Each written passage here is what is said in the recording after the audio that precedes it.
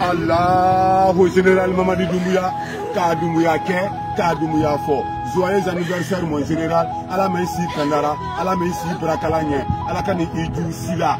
Ane la Guinée-Jamana, ala ma al-Badra Kawiki. Allahu général Mamadi Doumbouya, ala maïsi Brakala, ala maïmena la Guinée-Kapuna.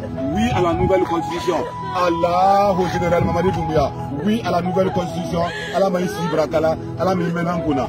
Allahu général Mamadi Doumbouya, ala maïsi Brakala, ala maïmena Nkuna. Général, que c'est la première loi qui est général, ala maïsi Kanara, ala maïsi Brakala. Oui à la nouvelle constitution. Oui à la nouvelle constitution. Assalamu alaikum général Mamadi Doumbouya. Assalamu alaikum général Mamadi Doumbouya. Allah ici braka. Oui à la nouvelle constitution. Allah m'a mené en kuna. Qui m'a dit qu'on a kuna. Wallahi bila ikotila. Il dit quoi fait dans kota. Alors qu'on se fait lui quoi fait. Wallahi bila il quoi fait. Ambe ça nous fait. Oui à la nouvelle constitution le 21 septembre. Joyeux anniversaire. Joyeux anniversaire. Merci. Assalamu alaikum.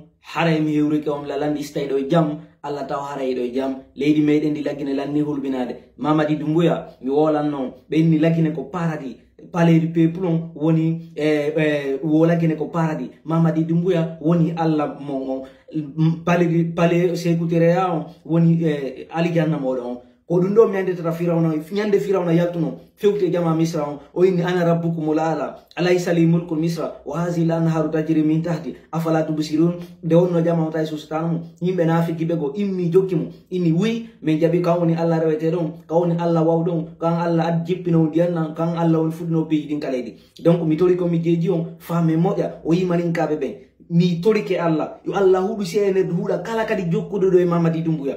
On compte Mamadi Doumbouya comme président de la République. Mi content Mamadi Doumbouya comme président de la République. Mi content Mamadi, mi content Ousudiga, mi content Baouri Pourimu, mi content Selouba Dahi et Godon comme ministre de la République.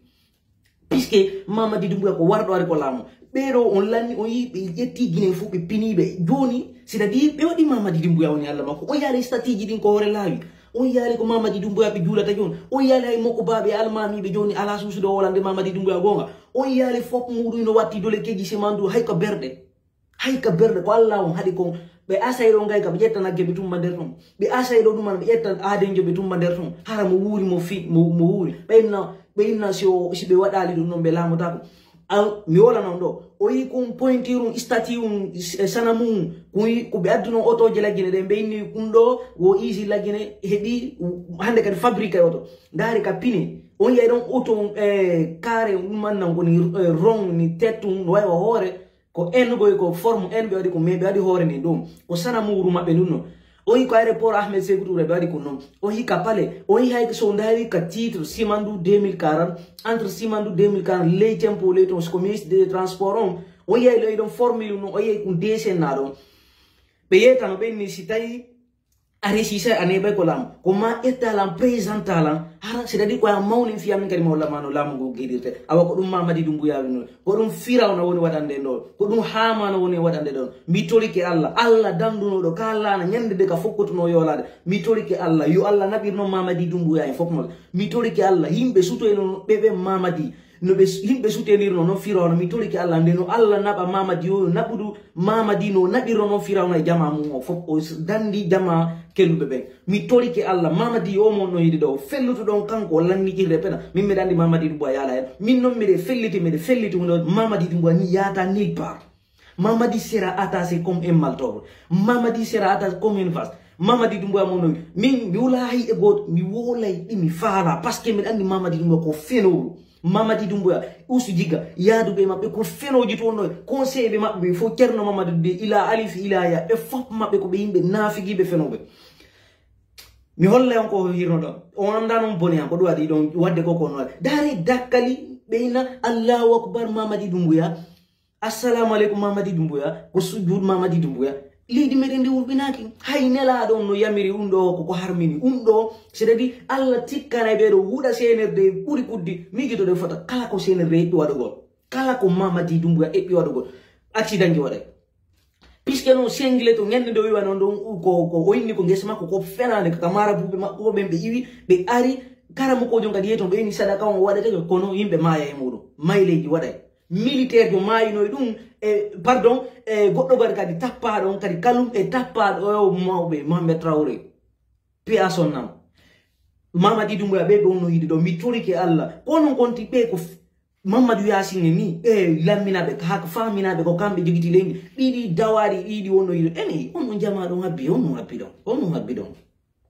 habbi don ali bano nanga foni ke menge bilo ala gisel no exé kon habbi don c'est vote go la constitution kon nana be na sa vote constitution sa na ye hôpital be jonete lekele ma si ko 500 be yata de 85 ko vote ta ngeta pa jaale mabbe de senere ko fenoji senere ko intérêt mabbe personnel be jokkiri jamala geno nyande non ndo resisi o nyande ndo resi be tampa yo fop mo parce que no gasa nyambe hetta yo to di mabbe de be yeita jamala gene contract le modon de woni mi tori ke Allah an Allah danduno don annabi Ibrahima ka nder yite mi tori ke Allah dandir non leedi la gene ndi mi tori ke Allah an danduno don annabi Yusuf nyande be pino mo habe okimo ko nder kolur mi tori ke Allah dandir non ala giselu dandira non opposition dandira non leedi la gene ndi mi tori ke Allah ido non di mono ko inde amin kadi mo woli na inde hay e god kono mi tori ke Allah parce que en soutien en fop meden jagguji di almami be no jodi moko baabe no jodi no soutien di kuddi don wadde war jama be sikkaro kambe be wawa pinu de Guinée fop be wawa tamaso c'est impossible pour éliminer Cellou Dalein ou Aliouba définitivement dans la lutte politique c'est impossible je vous le garantis puisque non usu giga mais il y a une vidéo spéciale fima abo